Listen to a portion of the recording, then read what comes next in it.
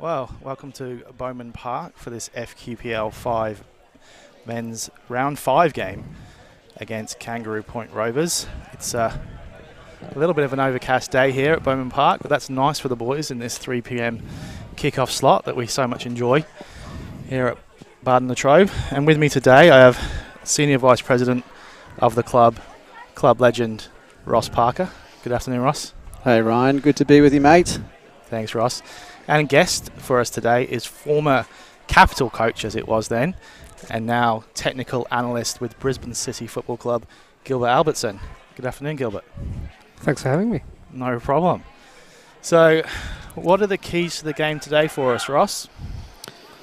Look, Ryan, I think this week KPR, a lot of turnover in their team. One thing that they have been is very difficult to break down. So, can we break them down at home and score goals? They've only conceded 2, including just the one last week against High Fly and Yeronga. Bardon's probably had the other side of the coin there, creating lots of chances and not converting them. So, can we get the right side of that sort of script today? KPR's got a lot of turnover in their team, as I mentioned. So 12 new signings. How can they improve from their outcomes last year in terms of taking those big moments in games? And finally, Snapey starts, which means a bit of a tactical shift for us as we move to a 4-2-2-2 today. So let's see if that's effective. Here we go. And we're off at Bowman Park, and a correction has come through from our absent president that should be ex-coach Gilbert Albertson, not former coach, as he was technically fired.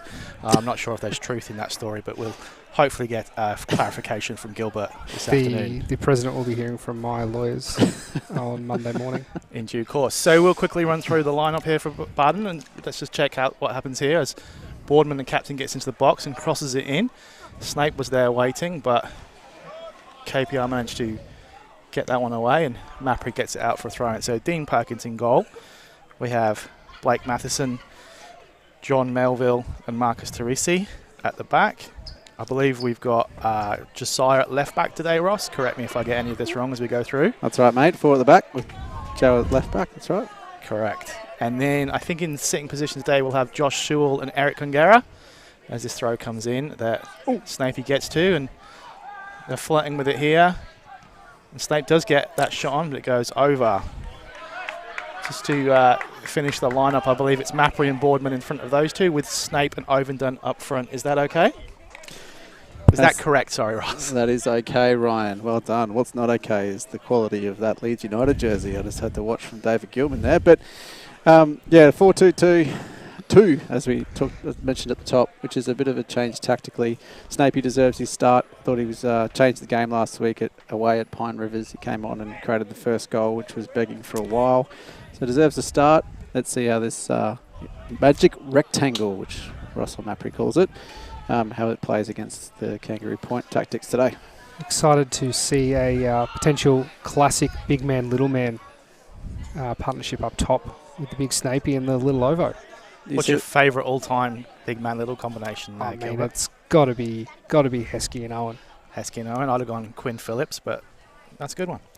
Some of us weren't born quite as early in the 80s as you were. Showing my age there. As Mapri gets through on goal, and he does take the shot on, and it drifts wide of Cook's goal. Cook in goal for KPR today. And the NPL team's going with the big man, small man combination up front this year, Gilbert?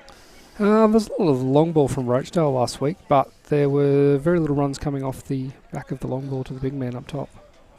Was that a successful tactic for Rochdale? 4-0 loss, so... Guess not. So we are looking at how KPR have set up today. Squaddy told us it was a 5-4-1, but who knows with Squaddy. Looks more 4-4-2. Is that what the analyst is calling it early? A traditional 4-4-2 from KPR? Proper KPR football. Look, KPR, as I mentioned, lots of new faces. Last season, they finished just above us, 1 point ahead of us, ahead of the relegation zone. We beat them twice in those games. I thought that they were just lacking a bit of quality, especially in the final third. So we see if these new recruits that they've signed can give them that quality and take some of the opportunities which they typically create through direct style of football. So KPR here with a free kick. Looks like he's going to aim to drift it in there towards the back post. And it's gone deep, and I think a bit too far on that. But the centre-back, number 5, who wasn't on my list, I think is Chris Collins, got to that one. Yeah, Chris Collins, one of the, I think we've got counted 4 Wynnum Wolves Metro players to transition to KPR this year. So they've played together a while. So look at that sort of cohesion to come across. Perkins with a typically long clearance, which Collins gets his head to. So, and just while we're talking about KPR's new players, number 6 at the base of midfield for KPR used to play at Brisbane City Gill, top team, and Brisbane Strikers top team, Greg King. So obviously very experienced player. And probably bossing things in midfield there, or directing things at least. Perez there found Matheson at the back, but unfortunately Matheson came under a bit of pressure and he had to clear it. So KPR have gone long here.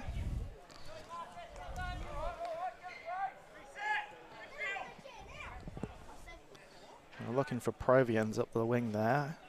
We're still trying to get a hand a little bit over who's where for KPR. Unfortunately, it was all over the shop in squaddy. I would not try and say that word too many times today, but I believe 16 is Provians. Long-term KPR. Whoa! Fantastic effort there from Ovenden. Been around for a little while, has he, Gilbert? Recognise that name from a few years ago, that's for sure. Provians. So the first ball into the creek for today.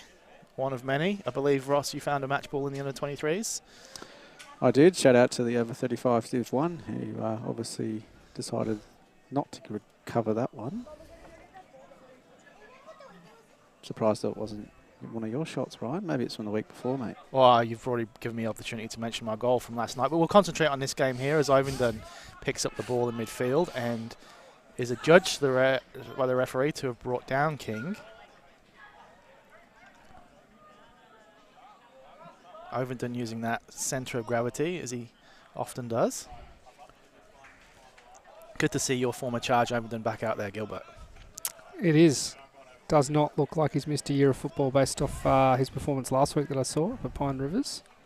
Still as dangerous as ever with the ball at his feet. Matheson shepherds that one out. It's been a good start for Bardon this year so far, Ross, with 3 wins and the draw in the last home game here against Oxley, which was a little bit disappointing. The way the game went, we were happy to take that point. Yeah, I think it was the type of game that we need to turn into wins. So similar type of opposition today, like long-standing team in this league. We've had some recent success against KPR. Winning the last 5 encounters, but before that, you know, they won the 4 encounters before that. So overall, it's a bit of a balance, but these are the type of games that the Mapri will want to win if we're going to push for promotion. These turn to draws, you're probably thinking more of a finals berth, so these are important games.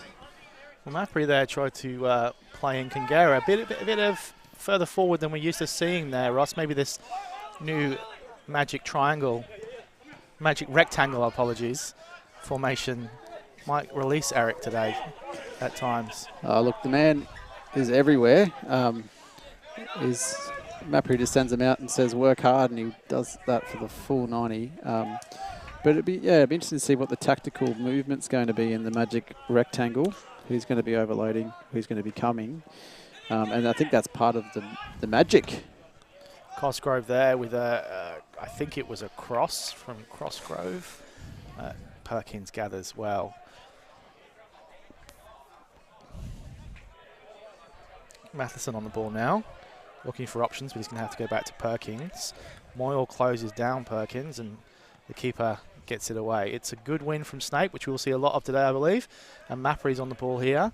However, fullback for KPR, Hurst, gets onto the ball.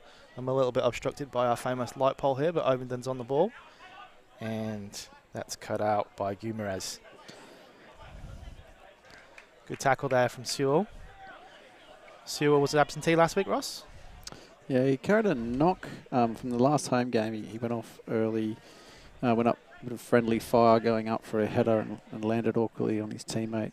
So strained his MCL. That's why you can see some tape on him today. But, you know, Mapri was telling me on Tuesday at training he scored from 40 yards. So I think he's okay, just a strain. That guy can probably play on one leg. So Kangaroo here getting forward again. Unfortunately, his ball doesn't find Snape, as KPR defender does really well there to get out. So that might be part of what you're seeing at the moment, Ryan, is that Kangaro's doing the running over the 2 6s and still holding because of that injury. Is offside there. It's a shame. Perez is also quite far forward there from fullback, Ross. Yeah, look, I'd say Joe is more of the attacking option. Johnny Melville probably more of a natural defender. Joe plays a bit of wing as well, so you can probably see a bit more overloading coming from the left-hand side. I thought he was excellent last week against Pine Rivers, really getting comfortable into that fullback role the last couple of weeks. Anything you're seeing here early for us, Gilbert, that as the game sort of takes shape a little bit? Just on that, I think the magic rectangle formation will be really important for some width to come from the fullbacks. So it'll be interesting to see if we maybe see the same coming from the right there. Obviously Perez getting forward on the left just then, creating a bit of a chance for Overton to get in behind, but it was just caught offside. And that's why we pay him the big bucks for the tactical analysis. That's going to be an interesting one to watch develop. Yeah, Josiah definitely has the attacking instincts. I think he actually covered a couple of games on the wing for us before finding the left back spot available. Perkins here is going to probably look for Snape. The defender does well. I believe that's Martin. I'll be eagerly watching the tactical setup for Brisbane City's next game if this magic rectangle makes an appearance. Do we have that copyrighted, Ross? Can you make the application, please? Imitation's the most sincere form of flattery or something. Is that right? I think you nailed that. Yeah, thanks, mate. Perkins gets us back underway. Snape competes and wins that one against Collins. That flick on. Ovingdon. And Snape, I think, decides to take that one on first time. And I believe he'd probably have that one back if he could, as Cook easily gathers that one. That's the pattern, right? So we've seen it already maybe 3 or 4 times. Bardon playing much more direct, trying to get those Snapey into the game. And then those 3 around him, really. It's Ovo, he's up there with him, but we've seen Mapri get in behind. And we know Aussie will run all day in behind as well. So it's a real handful for these defenders to try and work with all 3 of those overloading. Josiah gets in well there and finds Ovingdon, who gets the ball back to him. Unfortunately, just going to run out of space there on the left-hand side. As Frederick picks up the ball for KPR and looks for Moyle, the striker. I think Matheson does well there, but unfortunately the assistant referee, who had a wonderful game in the under-23s before us here, Ross, has signalled that was probably a bit too much contact and it's a foul to KPR. Yeah, unfortunate result for the under-23s. They played against 10 men for majority of the game and just conceded a late winner, going down 2-1. Frustrating result for them. That's their 3rd loss by a goal. Obviously super competitive, but hopefully they can turn it around next week. Well, Cosgrove's over this one. And so was the number 2, which is Hurst.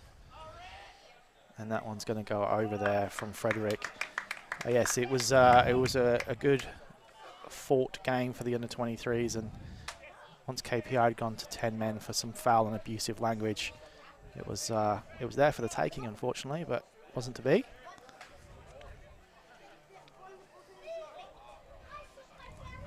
Matheson back to Perkins. So just into the 14th minute of the game here, and things settling down between the 2 teams, but we are seeing the ball go a bit more direct from both teams so far. Yeah, KPR, I think Gil's right. It's a 4-4-2, but the wide players are sometimes pushing up higher, making it feel like a 4-3-3.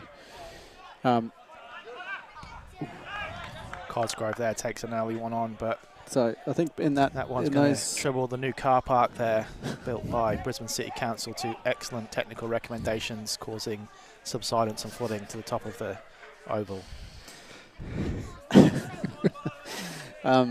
I was about to say before that politically charged statement. The wide midfielders have got an important role, right? So Bardon playing with a narrow formation. If they do stay wide and create a 2v1 on our fullbacks, they could get a lot of change. So we just need to be working hard to avoid that 2v1 situation on the flanks. So I think we've seen from both teams so far, though, fullbacks are happy to sit quite deep. Ball going end to end quite quickly, quite direct. That I think most teams at the moment, or both teams, seem to be prioritising keeping that back four shape solid, as opposed to exposing themselves for the early ball forward. As ever, those out there that are watching, we do value your feedback. Just a little bit of feedback that the audio might be a little bit low at the moment. We'll try and get that fixed for you as we go on in the game. Don't want to spoil your holiday to Western Queensland.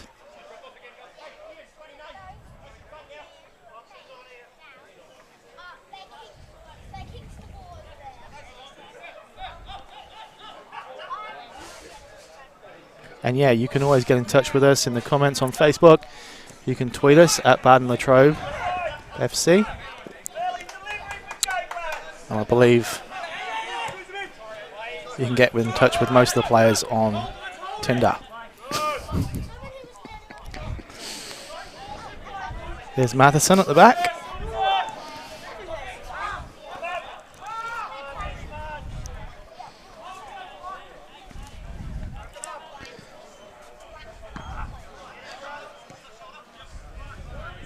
Mappery should get here first, brings it down well, and then just gets stuck on the Bowman Park surface a little bit. And Ovenden there quickly in on Frederick, but unable to win the ball as Teresi puts in a strong challenge on Cosgrove, but he's adjudged to have fouled the KPR man there, and the referee points for a free kick to KPR, which Frederick will come over and take. Got a couple of tricks in the old bag. Number 10. Cosgrove. He's played at a pretty high level, City 1 for Clairvaux and Lions under 20. Club you know well, Gil, down at Richlands there. And Frederick finds him. He does that step over, but Kangaroo is attuned to that one. You can see they're trying to find him on the ball, yeah? He's the one that's trying to get them going forward. So, and he's taking up one of these wide positions. So one of those midfielders has got to help Perez a little bit here, make sure he's not exposed. Teresi on the ball. Finds Kangaroo, who shifts it to Mappery and finds Ovenden inside. He tries to bring it down, but King is in on quickly on Ovenden, who gets back and gives him a little shove, but gets away with that one. Handball there. Handball from KPR, from Cosgrove. Grady giving some encouragement there to his troops.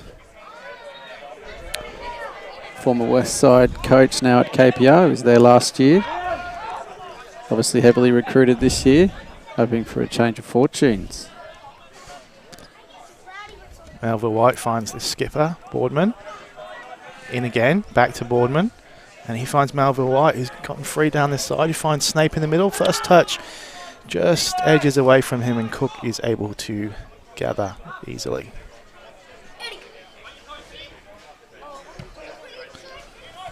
It's a long kick out, and Matheson will get there first and head it, and Kangaroo brings it down. Guimaraes is on his back. It'll be a good battle between those two, and now I've watched Guimaraes many times play for KPR, and he's doesn't look like a footballer, but he gets about. Yeah, he puts in a shift, doesn't he? Yeah, he does, Ross. You can only admire that kind of work rate and effort. A work rate and effort that I've never aspired to.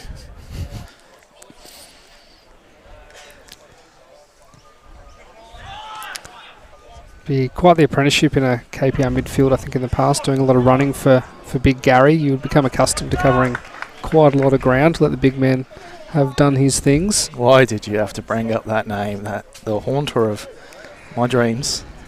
Big Gary has gone. Does our research man have any news on where Big Gary might be these days? Handball! Ooh. No, not given. No, I'll have to take that to the research department. Maybe Ireland. Not sure. I think he was Irish. That would check out. It's certainly a possibility. Well, Kangaroo Point Rovers there, based in the inner city, and are very well known to pick up the backpacking types, I'm going to say. I know they did sign a legendary Englishman called Andy Kerr when he first entered this country. They do tend to pick up those players, as I said, who might be temporarily coming through Brisbane, but it does add some quality into their teams. Gary, who once scored a hat-trick of headers to destroy our season. So I hope you're doing well, big man, wherever you are, and be heading those goals in my dreams for a long time. Perkins picks it up and sends it out to Melville White. Skips inside. Finds Boardman, but gets it back to him, and he's through here. He's past Guimaraes into Snape. Snape with the back heel, but that's read well by Collins. There's Sewell on the ball now. And Ovenden, but that's going to skip away from Cosgrove, finds Moyle. And he's played that one through. I think that Perkins will be favourite for it there, but not bad play from KPR through the middle. Yeah, you can see the danger, especially as soon as they win the ball back. They're looking to get in behind within one or two passes, and those through balls at Bowman need a little bit less on them, and if they start getting the range on those, then they could be quite dangerous. So we just need to be aware we're not turning the ball, leaving ourselves exposed. Perez there with some good work, and he's fouled. He takes the free kick to get back underway and finds Teresi, who's going to pick out Melville White. Boardman with some good control and skill there, going to try to get forward, and he's brought down too. I think by Telenetsky. That's what I'm going with. Please let me know if that's not right. Melville White crosses that one in, but that's too close to Cook in goal, who will easily gather.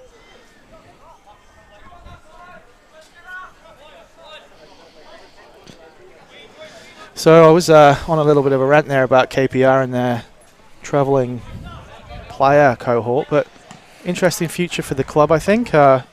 Raymond Park a little bit under threat from the Gabba development. It'll be interesting to see as Moyle takes it on in the middle here, but Matheson blocks that one. That's some good skill, but Matheson again gets away. Mapri should be the favourite here, and he plays it into Snake. Kangara will pick this up. Teresi's free.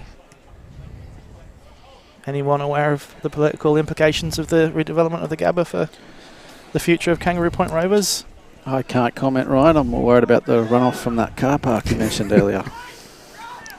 Well, I hope it's suitably resolved and Kangaroo Point Rovers don't become a homeless club. That would be sad to see a club with such history and connection with Pineapple Rovers. We would have played Latrobe FC back in the day. Be interesting to see if they could take their new facilities and transition into more of an athletic club in the future, though, with a running track around the outskirts of Raymond Park instead. I don't mean to sound facetious, but I don't think they have a future in that spot. So Grady here is on a word with Cosgrove, who we have picked out as probably a little bit of a problem for Bardon today. Easy for me to say. Certainly their last few attacks have been down that right-hand KPR side in that channel. As we see again, that channel outside the centre-back. As Bardon's fullback's definitely getting a little bit higher in the last few minutes. I think that was Hurst getting through there for KPR, and he's gone back to his regular position. Boardman tries a cross-field pass, but there's no one for that one. Kangara mopping up, as usual. Finds Perez. Perez looking for options and finds Boardman with a good pass. That one might skip through to Snape. Boardman, great control, finds Melville White. That one comes through for Ovenden. That's a great touch, and he's brought down in the box. Referee waves it away. Referee waves it away. It'll be interesting if we can have a look at that one again.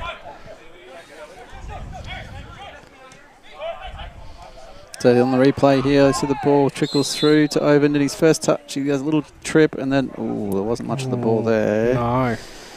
First view, I thought there was a lot of ball, but I think Ovenden could be a little hard done by on the replay there. I think maybe it was just because he was losing his feet initially. Maybe put the ref off, but definitely as soon as he's about to pull the trigger, gets kicked. Former coach Julian McNamee, who played a really great game for the under-23s at centre back there for KPR, just giving us a little bit of encouragement on the comms. Still rocking the bleach blonde look, popular with Eminem in the late 2000s.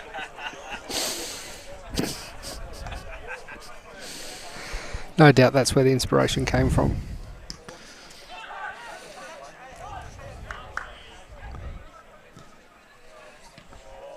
Teresi there gets that one away, and Matheson finishes it off, but that will be a corner to KPR. Classic Bowman bobble coming into play there, I think.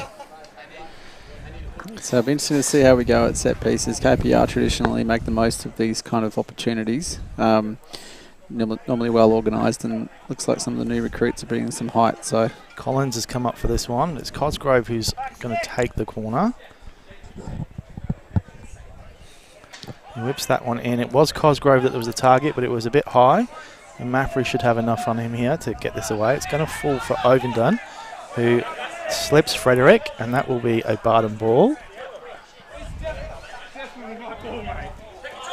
Frederick telling Ovenden that it was definitely his ball. I wasn't so sure, but that might be a bit of Bardon bias. Sewell does well in the end. Cosgrove swings out a foot, and Sewell gets it out to Melville White at right back. He plays a great ball forward to Kangaroo. Again released, I think, from that DM roll. Great touch. Can he find anyone in the middle? He found Snape. Snape heads it in. That's the goal, and he gives us the double guns, baby. It is time, and Snape breaks his Bardon Latrobe with a great diving header. Brilliantly set up from Kangaroo from DM. Breaking forward, and we will have a look at that again. Here we go on the replay. Snapey with the first start. You can see the run, the great ball in behind there, but the fantastic run delivery from Kangaroo to get from DM overload leaves the fullback getting a hot dog, and then just puts it on a platter, really. I mean, wonderful diving header there from Snape. So we're back here live now with Perez with the ball. Boardman out to the right. The double guns on the replay. Yes, Snapey. One of many, mate. So, I don't know, I'd say a little bit out of nowhere there, but I didn't take the lead, and we'll take it. It's the overload through midfield, the 4v2 technically. I mean, you've got the wide man, but I'm not sure they're going to track runs like that, which is going to get us a lot of opportunity. So I know we want to play direct, but I actually think let's play it through midfield into the gap between the defence and the midfielders to see if we can get people facing forward or overloading. Gil? Absolutely. Bit of time on the ball for the fullback there as well. KPR obviously not playing with traditional wingers, gives that bit of licence for Melville to get forward, have that bit of time to play that pass. Guimarães releases Cosgrove there. He has options, but I think he took the wrong option, and Kangaroo gets in the way. Kangaroo everywhere. Maffrey. I think Telenitsky will be disappointed that his effort was not given the reward it deserved. King has his pocket picked there by Maffrey, and he releases Ovenden. Snape on his bike in the middle. Can Ovenden do anything here? He comes into on his left, and he gets the shot away, but that one is comfortable for Cook. I don't know about you, Gil, but I'd like to see a bit more urgency getting bodies forward in those positions. You've got two up top. There's only one in the box. Mappy on the edge of the box. I would like him in there, and maybe Aussie too. Absolutely. You could see Ovenden just holding a little bit, whereas in that opportunity when he got in behind to make the cross, and kind of saw really a 1v3 waiting for him and held on to it. As soon as you get in behind, you want to fire that ball across the box as soon as you can, but you need more than one target, unfortunately. So Perez here, left back, has options in front of him. The old shake and bake there on Telenetsky. He finds Melville White. Melville White's going to look for a long crossfield pass, but that one's going to be cut out by Frederick. Cook is caught on the ball there by Ovenden. Doesn't give you a lot of time. And Martin here with time to pick out a pass. Fortunately for him, he just finds the touchline. As I feel like I say every time we're on the commentary, Ryan, Ovenden, excellent in defence. Those centre-backs will get nothing out of him. He will press them all day, he will read them, and he will pick their pockets. So Melville White's going to throw this one in. Finds Josh Sewell. And that one is met by Cosgrove. Telenetsky looking for the early pass. It comes off the back of Moyle, and Teresi, I think, did enough there to stop that one going forward. Ovenden now looking for a pass, and Melville White getting a lot of joy finding the free man. He, outside of the boot, tries to look for Snake, but he's unable to. Kangaroo just gets things settled again. Bardon knocking it around now quite nicely. It's Melville White again at right back. Austin's out there with him. He has dirtied his shirt quite a bit there, and the Man Cave sponsorship is a little bit obscured there, but you can see it there on the bottom right of your screen. Thank you to Man Cave for all your workwear and gear needs. Based in West End, your former abode. Yours as well, Ryan. That is true. Often down there for a coffee by the river. A wonderful spot. just to any new listeners, 1-0 to Bardon. The scoreline updated there, but 1-0 to Bardon. Goal to Snape. Sewell just holds up Moyle. Does a great job. Mappery plays that through to Boardman, but he just can't get it under control, the skipper.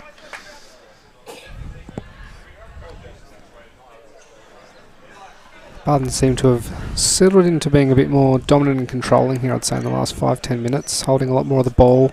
KPR haven't had one of those chances in behind for a little while. Pressure in the front third's been very good from the home team.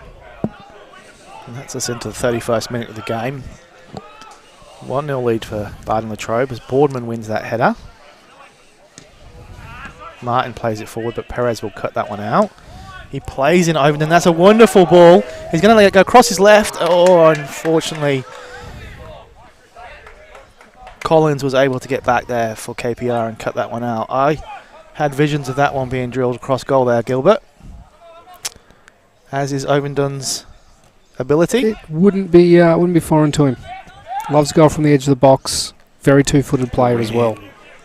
Positive signs for Bardon that he was released that well. Boardman plays it forward, but Snake won't get that one. A little bit more patience maybe there from Bardon in the final third in those last couple of minutes. Trying to play that ball a little too early maybe.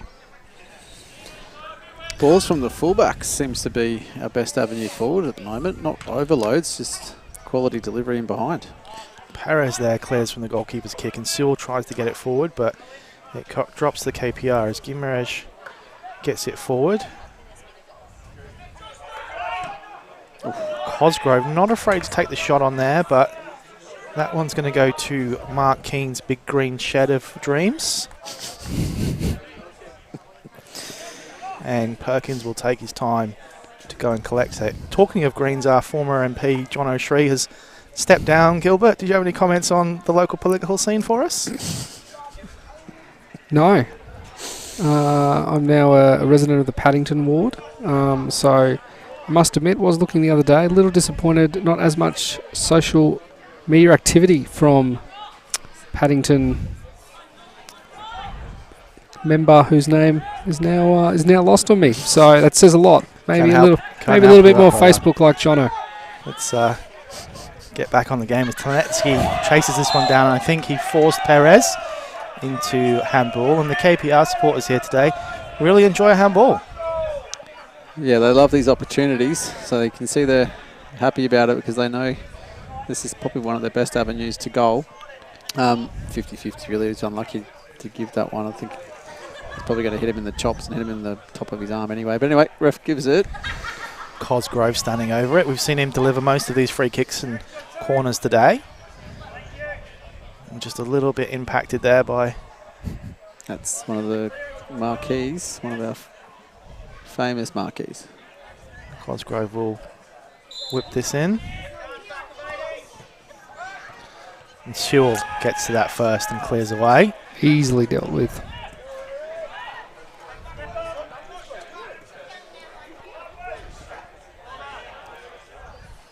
Sewell up again, and Boardman finishes off the clearance. Martin isn't able to get it forward, and Boardman picks out Ovenden. I think he's going to get there first. Beautiful close control from Ovenden. As he tries to accelerate it away, he's brought down. Gimeraj gets back up with him, but Hurst was also around. Bit of a KPR sandwich there for Ovenden. Mappery is collecting the ball here for Bardon, looking up for his options. The one hand up in the air. And he plays it in back post. Boardman is right there, and the KPR defender did enough, and it is a corner for Bardon. Snape off to the creek to collect the ball.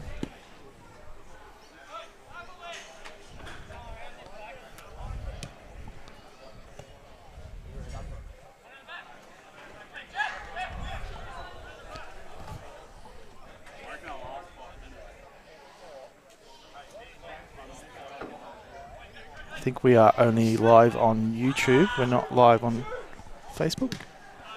That's YouTube. That is.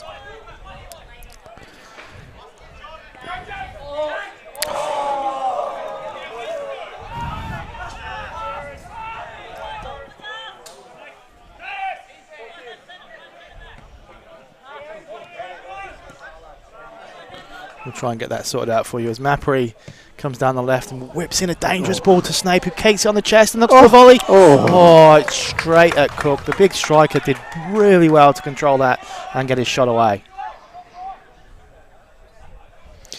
But Cook collects and gets us back underway. Teresi's going to win that one. A bit of extra contact there from Provians.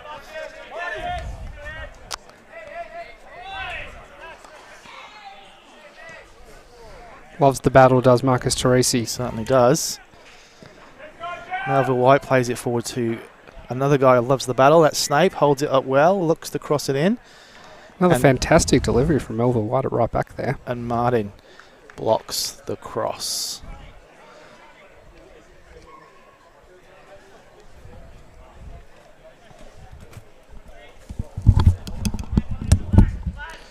So a good opportunity here for us to have a look at the KPR ability at the corners. Mappery often has a routine up in the dressing sheds every week, so let's see how the guys can make the most of the opportunity here, and it's another corner.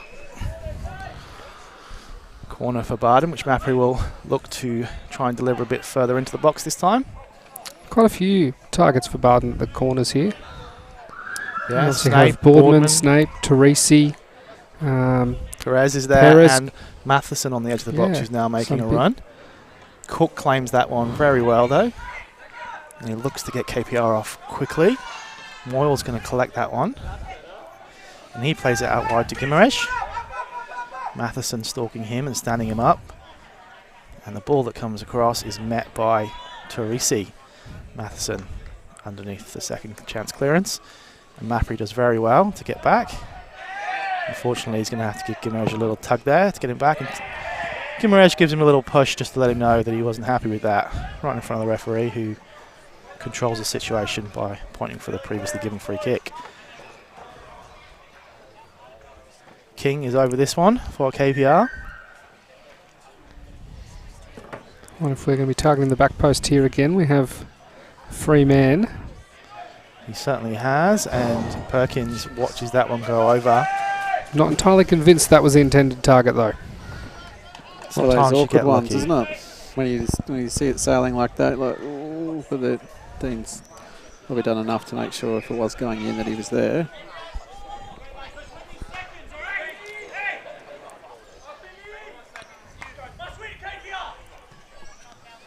Perkins clears it upfield. Collins is strong with a header. Telenetsky gets it forward to Provians. Teresi, very strong, takes the free kick. Well won by Teresi. Skipper says excellent work by the Bardon Chiellini.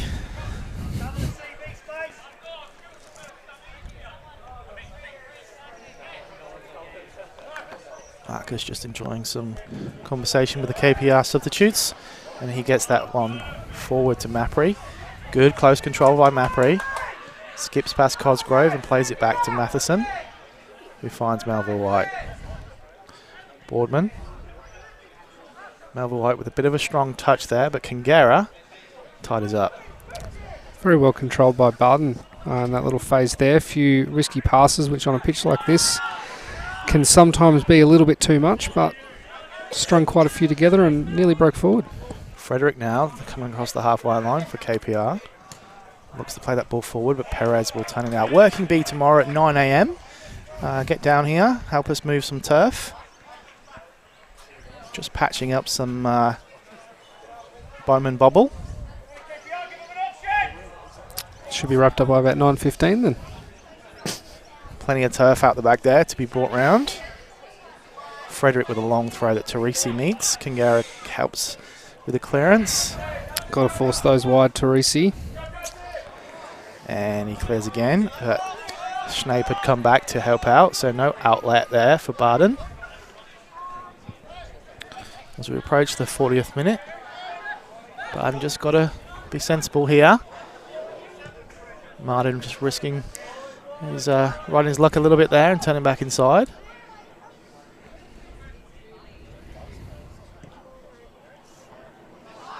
Perez cuts that one out. Finds Ovenden. 3 men around Ovenden, and King's going to come out with the ball. King again. Moves the ball quickly and well. Kangara there again to mop up for Bardon and calmly passes it back to Perkins and collects the ball back again.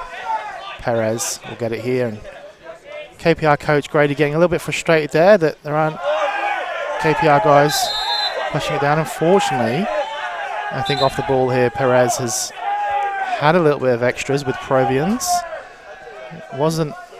Was noticed by the assistant referee, and he's going to have words with the referee.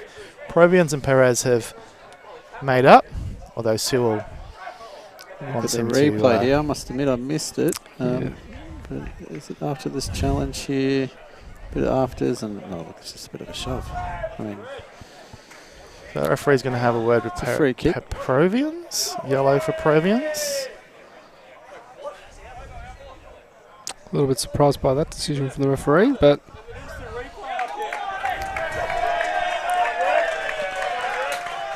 So there was a bit of afters, I think, by Provians, which is why the push, right? Like, Desire's not going to just randomly push someone. So obviously the lino saw the foot left in from the challenge.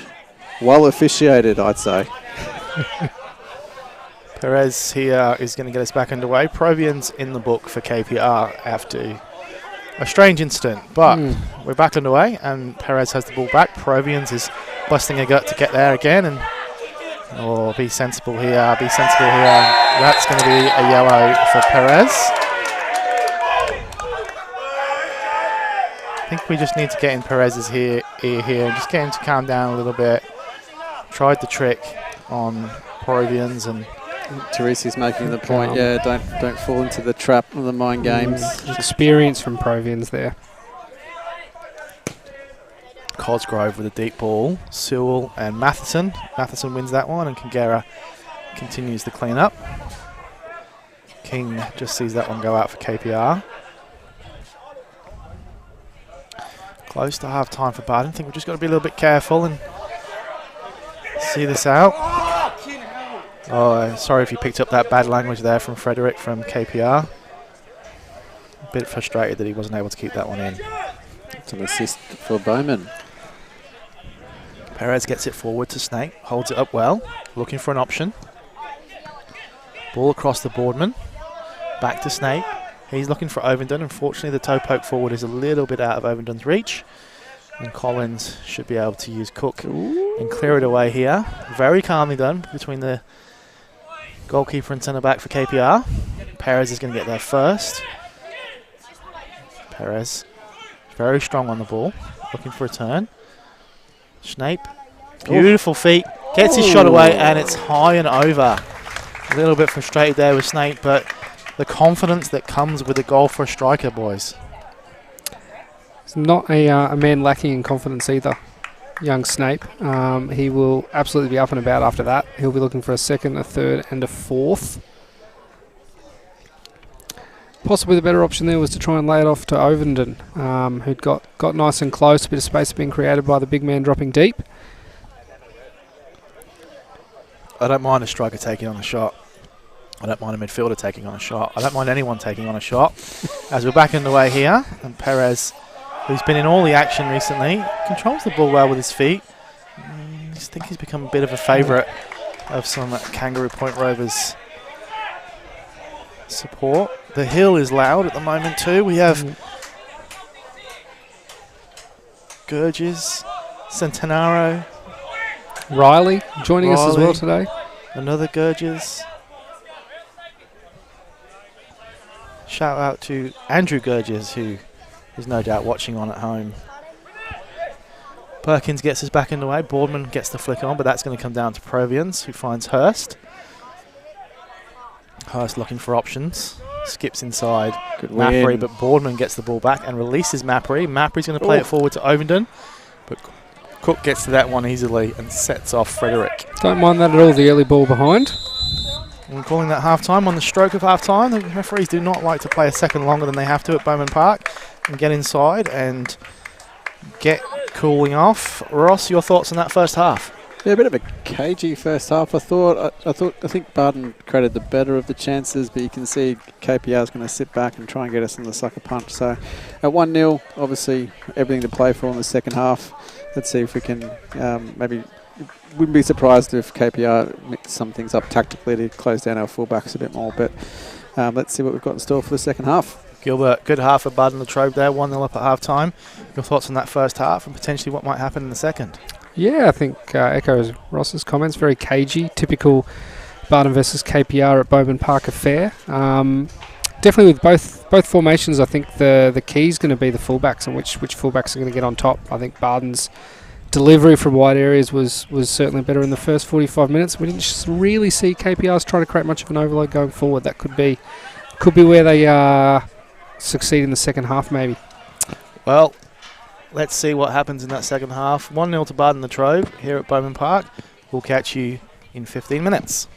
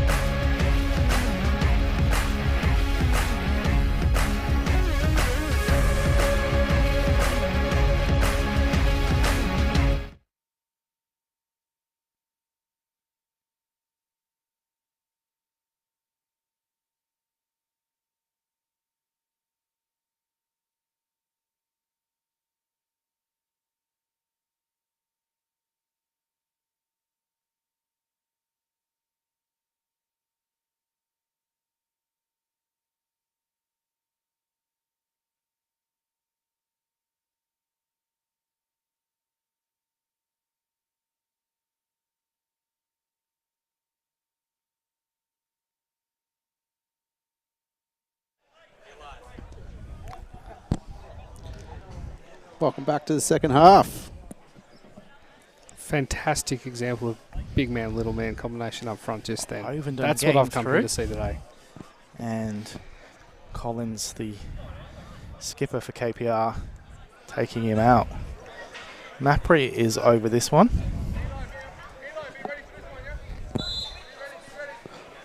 Looking for Snape in the middle, and Collins meets that, and that is a corner. Mapri is happy. Mapri Senior, that is, with Tyler's delivery. Great whip in, wasn't it? From the free kick, and you got someone like Snapey meeting those. It'll be hard to defend those all second half, so let's keep up that quality delivery. Give the big man a chance. Give the big man a chance with famous John Lennon number. It's bouncing around in the box. It's going to fall for Teresi. Always fancies a shot on goal, but that one will not make the highlights reel. Little flat foot in the box for the second and third balls there, Bardon. Any changes at half-time that we were able to see? I don't think there was. Well, not personnel-wise, so definitely the same 11 on both teams. We've got number 14 out there for KPR. As number 11 gets through, Melville White is tracking him. He's gone all the way, and he's scored it as well. Telenetsky with the equaliser. Extremely direct play from KPR, but effective. Straight ball undoes us again. Here's the instant replay here. So it's starting from our throw-in, is it? On the far side. We've got DM obviously stretching forward here, turnover, and then it's just two passes and they're in. Great run in behind. One-on-one though. He's done well to shield it, and he's finished it quite well under pressure. Well, a bit of a disaster there for Bardon Latrobe at the start of the second half. The guys are going to have to lift. Just wondering if they weren't quite set up there following the previous corner from Bardon. A little exposed at the back. Got sliced through a little too easily. Logo's in. Ovenden through on goal. But Cook is able to claim. I think it just stuck underneath him here. I do believe this is Thomas now on the right-hand side, number 14 for KPR. Yeah, sorry, Ryan, good pick up. So That's there is okay. one sub at half time. Is it King, number 6, has gone? I think it might be Thomas Tobin. Yeah, Tobin on, King off. Yep, that's right. Excellent. Well, a tactical change there, or at least a substitution from Grady at half-time. It's paid dividends already, as Moyle tries to get one in to the box.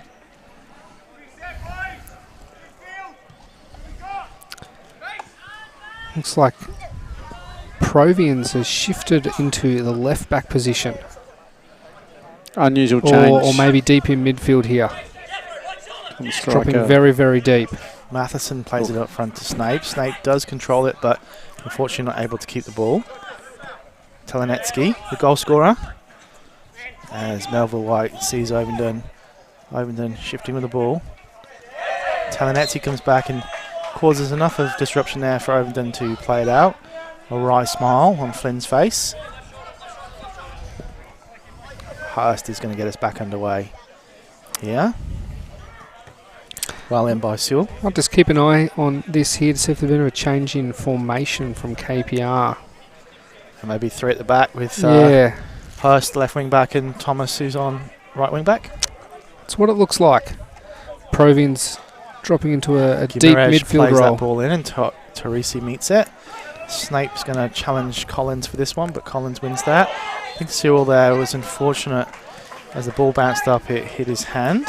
The referee has given that as a free kick to KPR. Teresi just letting the referee know it was unavoidable. Still a foul. Moyle and the new guy Thomas over this one.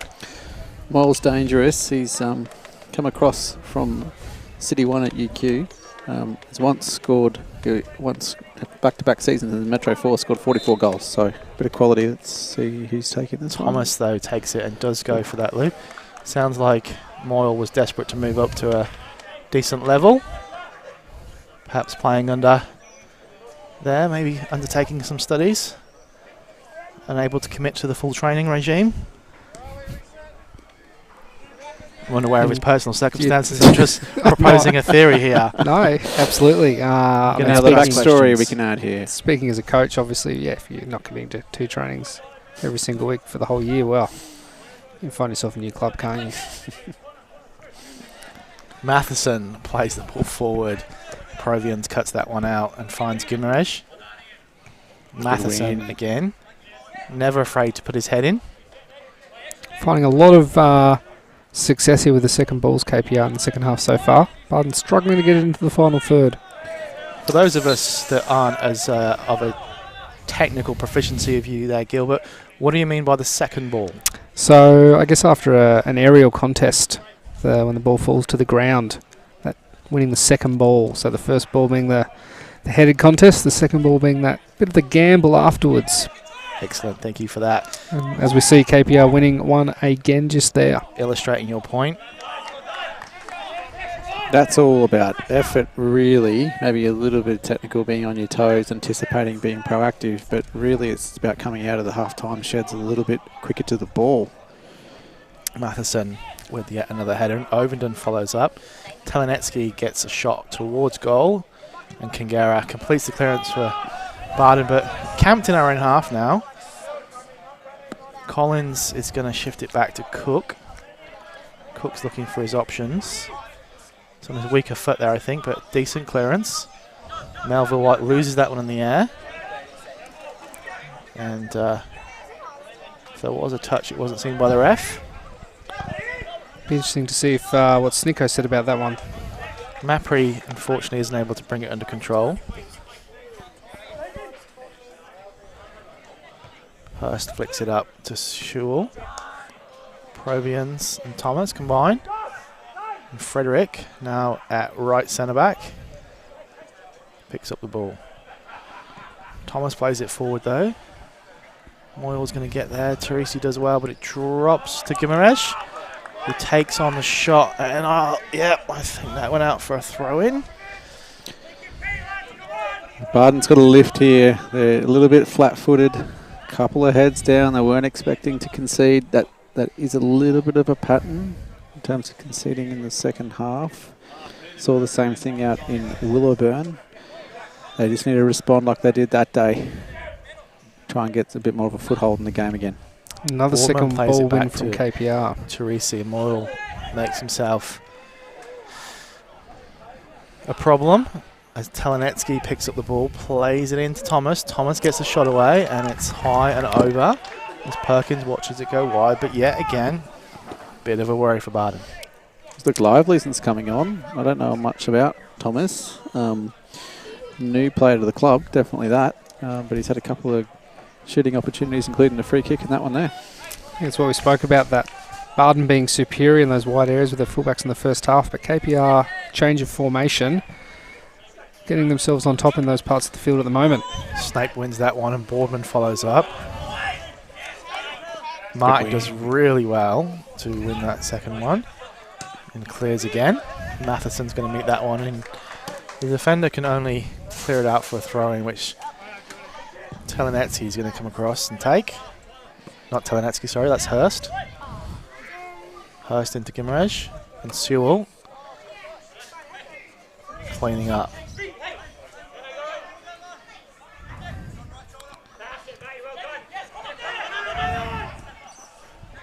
We're seeing the benefit, I think, of KPR now having 3 men in the middle of the field. Snape comes up with the ball, though. And Ovenden's away here if Mapri can find him, but he puts a bit too much on that one. And Flynn is quick, but Josh Adokar couldn't catch that one. Interesting to see what Mapri does in response to the formation change here. I know he was worried about a 4-3-3 and probably relieved when KPR didn't set up that way.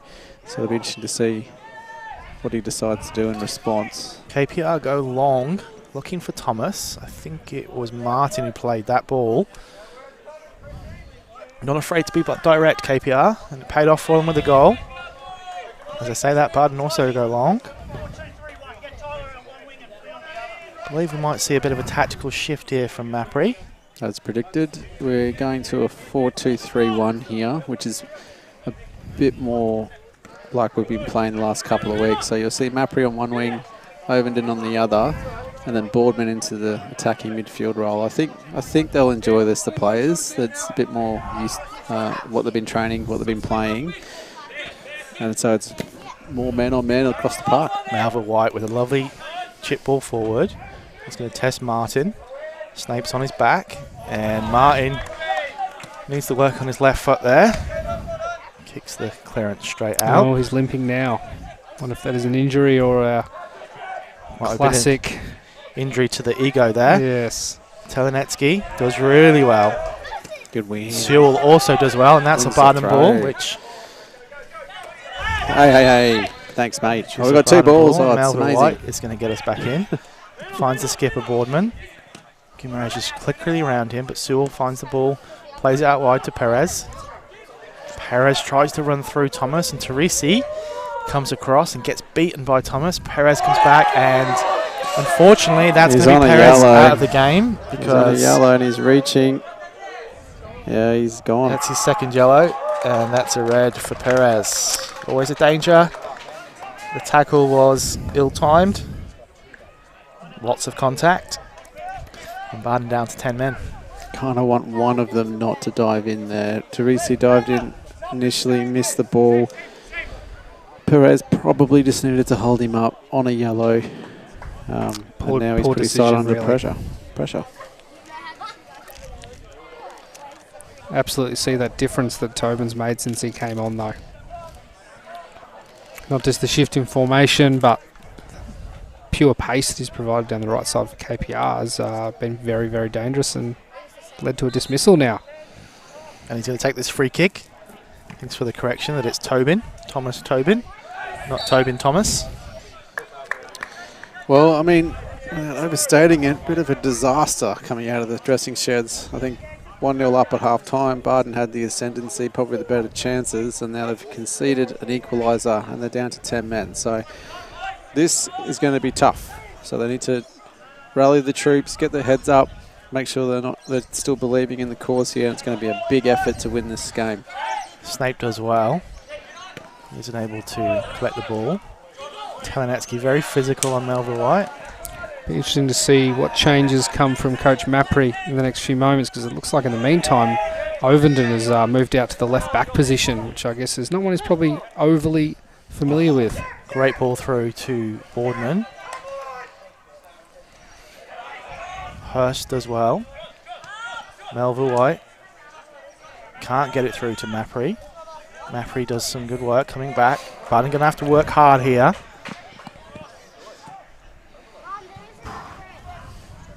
Ball from Frederick is too long. Looks like Andrew Gold warming up, more of a traditional left back, or at least more comfortable than Ovo. So I think he's going to revert to a back 4 to go against the 3. It'll be probably 2 up top, I'd say, Gil.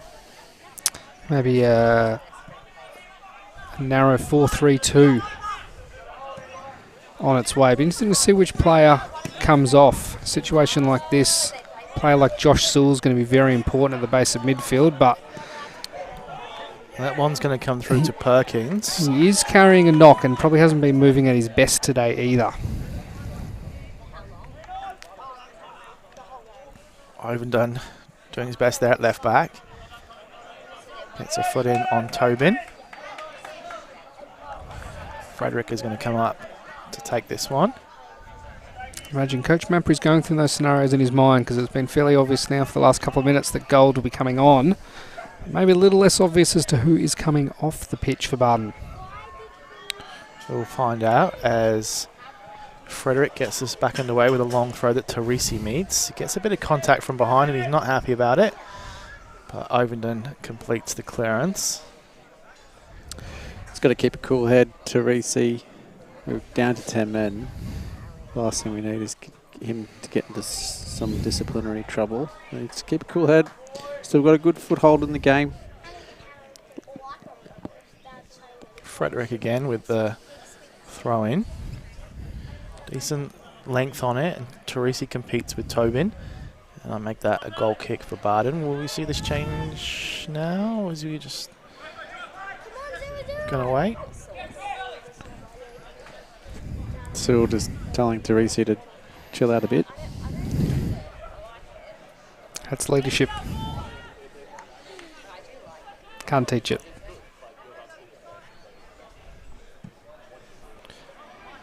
Perkins looking for Snape again. Provians does well. Sewell in. And this is where you can see Bardon missing a man as Hurst comes up. Melville White closes down, and Matheson also had to come across. Hurst as well, and Sewell comes across to get the block. Maffrey decides not to make the change on defending a free kick. First Wise move. rule in the coaching manual, I believe, Gilbert. Absolutely. First thing any coaching course will tell you, do not make a sub at a corner. Or a free kick for that matter. And he's just encouraging Bardon to make sure that they meet this, but Hurst came short. Played it back to Sneletsky, and he gets the cross in that Boardman will head away. Collins heads it back, and Teresi completes the head tennis. This might drop for Maffrey, but Martin does well and gets it back to Telenetsky, who launches it forward. Melville White is not going to run here, I don't think, as Hurst puts him under pressure. It does run. Good defending from Melville White. Now we're going to see that change. And it's going to be Josh Sewell. Well picked, Gil. That's why they pay you the big bucks, mate. I assume they pay you something, do they? It's not big bucks, that's for sure. They've been sending it to the wrong bank account if it is. As you said, Josh Sewell with an excellent shift there. A whole hour pretty much on one leg with that injury. And Gold's going to slot into left back. Kangaroo into the 6. And Ovenden released forward. Perkins gets us back underway. Good win. And Snape wins the header. Martin in strongly. I think I picked up a Scottish accent on Martin now that he's over this side. So, of the Scottish school of defending there, Ross. Certainly on brand signing for Kangaroo Point Rovers. Ovenden gets it back to Maffrey, who launches it forward to Snape to chase. Collins to Hurst, who steps over, and that's celebrated by the KPR fans, but doesn't come up with the ball. Cosgrove looking for Moyle. Teresi in on tightly on him and gives him a kick. And now Teresi gets in the book. Probably lucky to avoid the yellow earlier. In the incident that saw Perez booked. Yeah, I think I mentioned it earlier. He needs to calm down. His team's already down to 10. He's put himself under card pressure. He knows he's going to be in for it in terms of direct balls into those corners and covering past his fullbacks. It's just a poor decision. It is. Player that wide, really running away from goal towards the corner post. It's no need to dive in and kind of make that kind of contact, really. Cosgrove's going to take this one, as we've seen all game for KPR. He's on the dead ball delivery. It's a deep one. Perkins decides to punch and then collects when Telenetsky heads it back across goal. Long throw from Perkins, catches him out. Ovenden's through, gets the first touch, he's still in. And the linesman puts his hand up. Handball. There's no hand there. That's what the assistant referee is indicating, but I would be surprised. Very interested in seeing a replay of that incident. The assistant referee, who, as I said earlier, had a great game in the under-23s, is really inserting himself into this fixture. Well, yeah, at least, I mean, I didn't see any hand contact, but even if it did graze the hand, it was next to the body.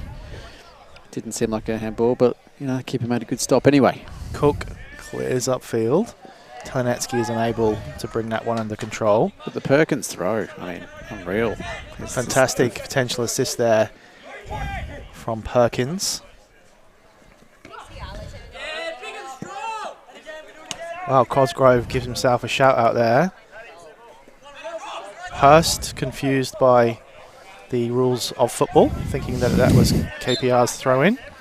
And Provian's just a little bit too strongly into Snape's back.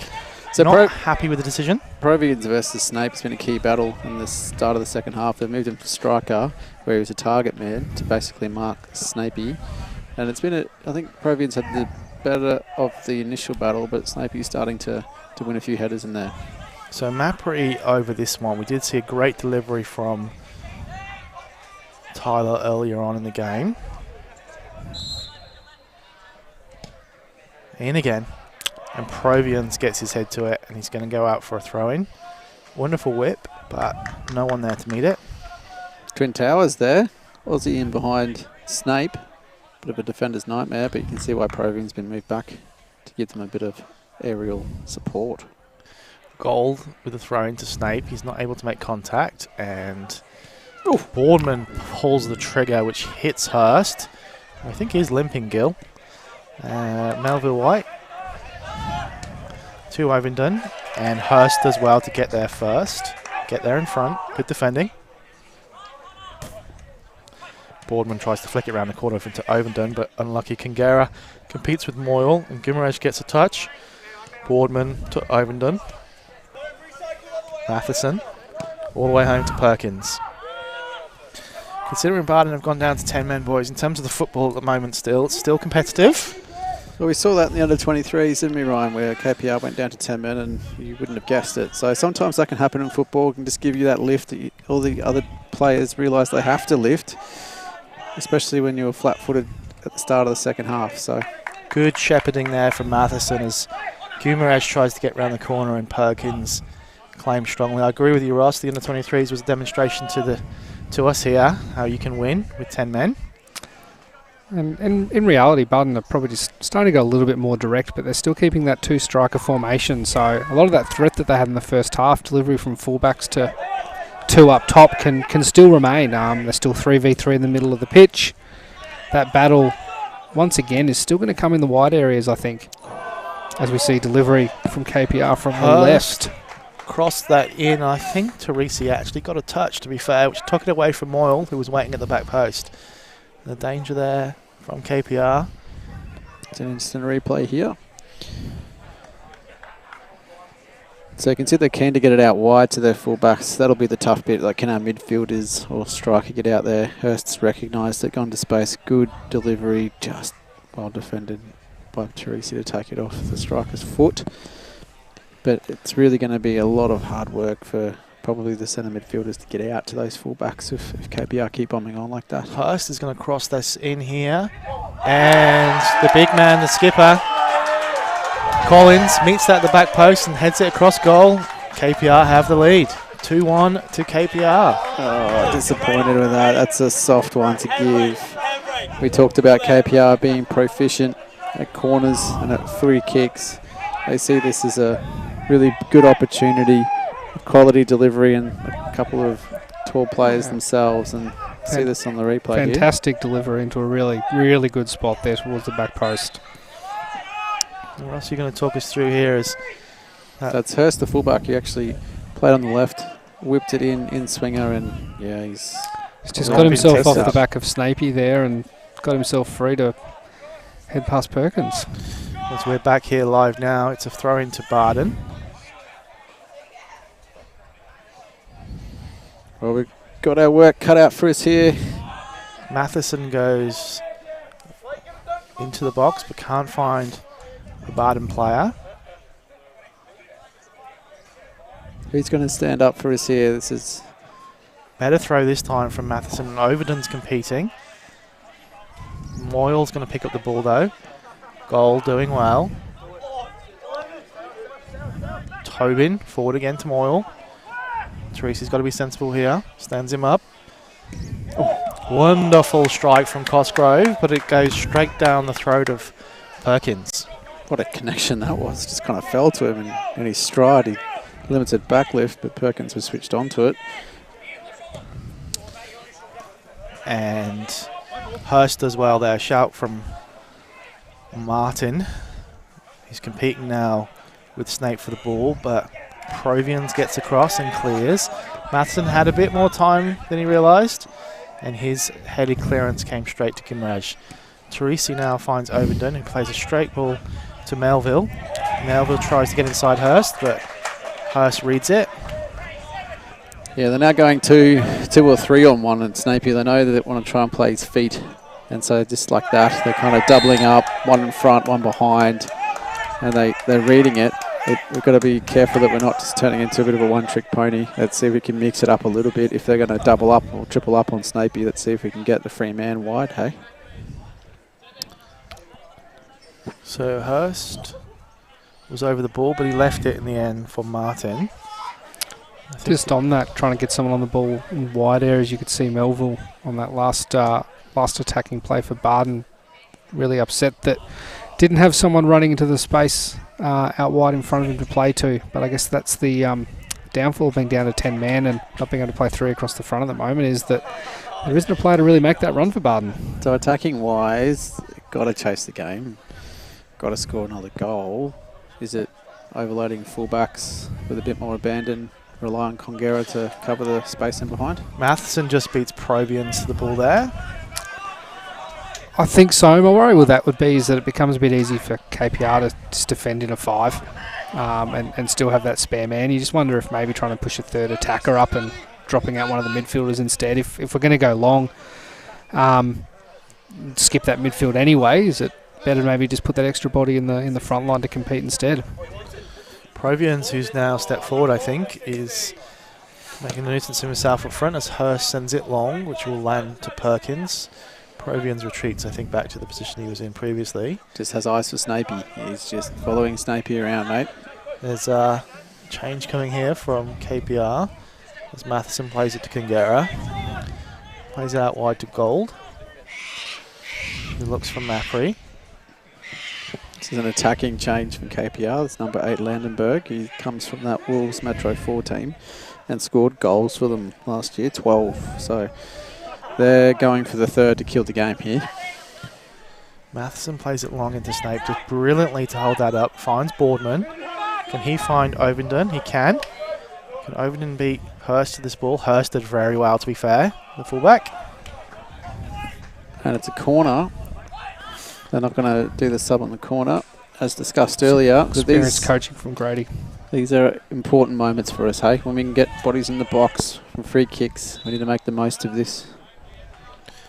As the ref now realises they're not going to make a sub at the corner. So Mapri over this corner.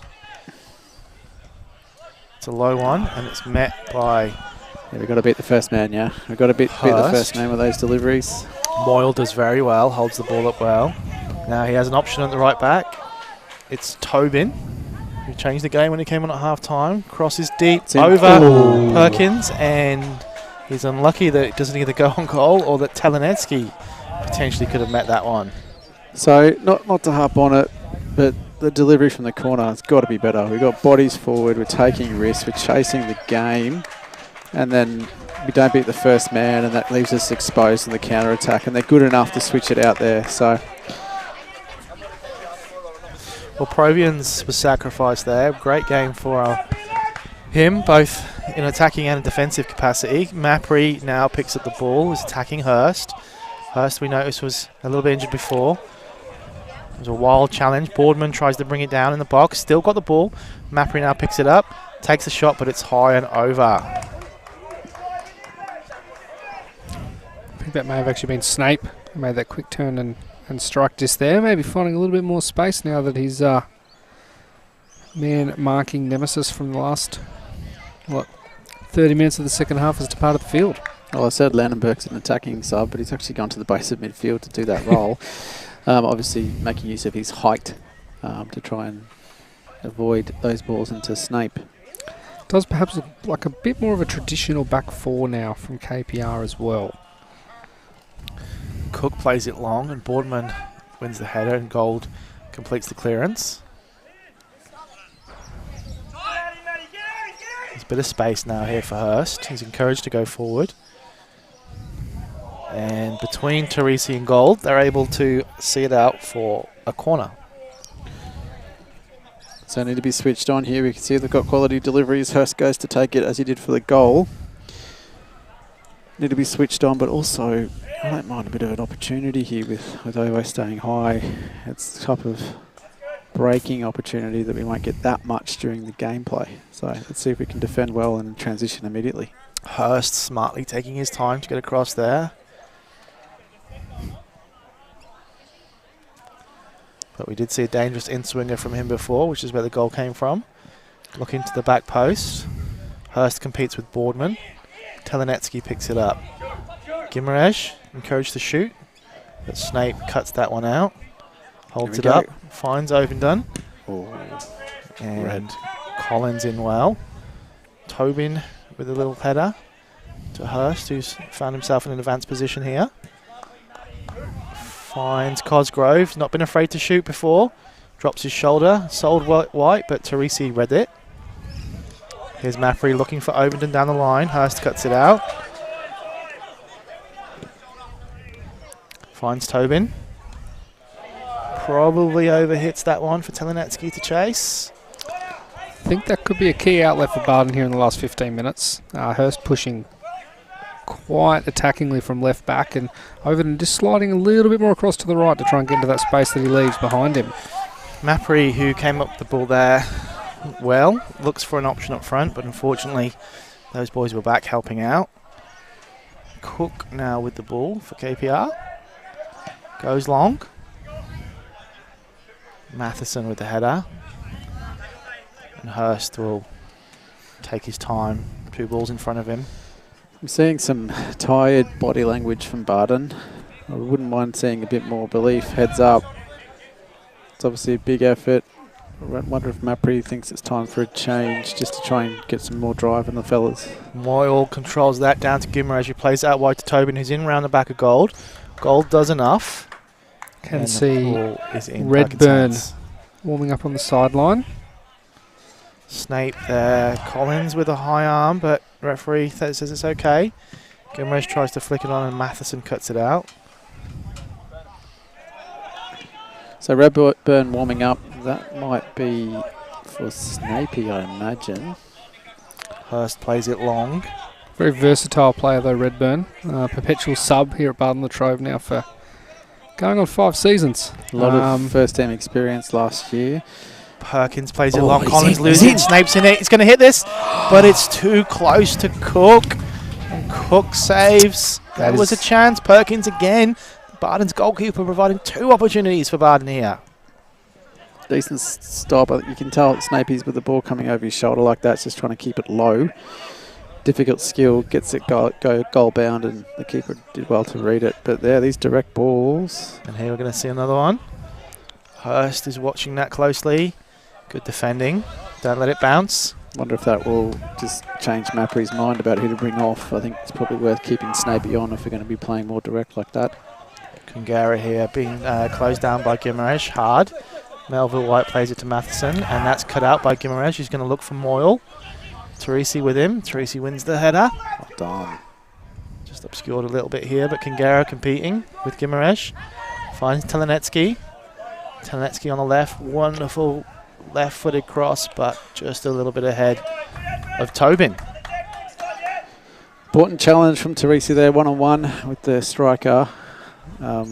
Like he's managed to calm down a little bit. He's still looking at the ground a lot with an angry face. So I think that's just his face. Melville here. Back to Matheson. Goes long. Snape's going to compete with... he's won and he got inside.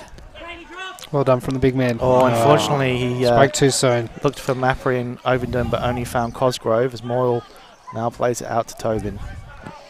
Redburn coming on here. I'd be interested to see what the switch is. Tobin's ball forward is cut out by Teresi when Perkins was there to gather. Just a little bit of lack of communication there between the defender and the keeper. Given a bit of advice that we heard a keeper call. That's just the confidence thing, isn't it? Teresi obviously kind of in his own zone, in his own head a little bit. Not switched on as well as he could be. Someone needs to get his arm around him and just say, play your game, mate. Cosgrove is going to take this one. Hurst relieved of corner duties. It's a deep one. Matheson is there. Mapry will complete the clearance. Not where you want to be sending them, though. Back out to Cosgrove, who beats Gold. Comes back inside. It's cut out by Melville. Tobin again, and that's probably another corner. 10 minutes to go, Ryan. It's a massive 10 minutes in our season here. I think we need to get something from this game. These home fixtures are really important. They can really swing our season, as we talked about at the start. So we need a big lift from the guys here. Big 10 minutes to see if we can get some points. Cosgrove again will deliver. Boardman is able to meet that. His headed clearance is just high. And Langberg, the substitute, was able to knock that forward, but it's going to come down for a Bardon goal kick as Redburn is going to come on for Snape. Snape able to get the goal today, a diving header. It feels like a long time ago now. Snape with a bit of a shake of the head. I can understand his frustration. We need goals, but I think it's more of a case of trying to switch up the tactics. And Boardman finds the new substitute, Redburn. Redburn tries to play inside to Ovenden, but that one only finds the KPI defender. Now Telenetsky. Beautiful challenge from Matheson as Telenetsky tried to play beyond him there. Looks like Redburn is up front. Certainly playing up front, but you couldn't say like for like, that's for sure. As Hurst gets this forward to Telenetsky. Kangara competing. He's going to drop to Cosgrove. This time he finds Tobin, who has a wonderful shot that just goes wide. Good football there. Cosgrove disguised that pass well. He has taken the last couple of shots on. The shout of Grady ball came from the left of us there, which hurts. Matheson and Perkins. Back to Perkins. And Ovenden is going to flick that one on, but that's comfortably down for Collins, who finds Gimarej, who finds Cosgrove, who plays it out wide for Tobin, but Gold is able to read that one as Teresi finds Cook in goal for KPR. You can see Boardman pushing a lot further forward now, more that 4-2-3 shape from Bardon, trying to get a bit of width, I think, with Boardman and Ovenden. Teresi there meets the long goal kick and takes him 2 headers, but gets it clear. Just going to drop for Kangara, who heads it up for Mapry. Good control from the midfielder as Gold plays it to Boardman and gets it back. Back to Boardman. He's looking for Mapry, who's in behind. The skipper Collins does well, and that will be a Bardon throw-in.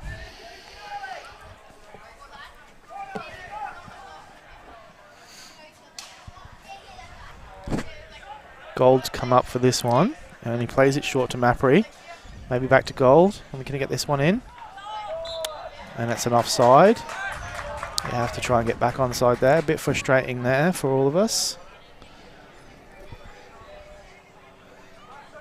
Yeah, just a bit tired, I think, maybe. A lot of ground to cover with the extra man. This is where it'll start getting really tough for the guys playing with 10 men for so long, but got to lift and get those 1%ers a bit better in those areas in particular. It's going to be really hard to get the ball there, so let's see if we can make the most of it when it's there. 5 minutes to go. This one here looks like it can drop to Melville White. He finds Boardman, who looks to play it through, but gets it back to Mapry. Mapry under challenge from Gimrez as well, but then is run straight into Collins. A few people thought that was a foul near me, but the referee says no. Mapry picks himself up off the floor. Good feet, but he just couldn't quite get the ball out of his feet for a shot. And this one's going to come back through for Cook. You have to close that one down.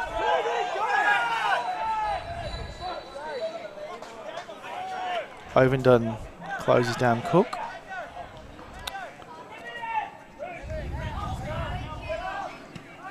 I'd like to see the fresh legs of Redburn maybe make that extra run to put the pressure on. Well, Moyle's in here and takes the shot, but Perkins claims.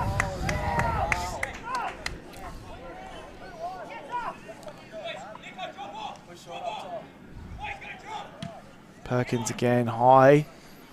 Ovenden is going to compete with Cosgrove.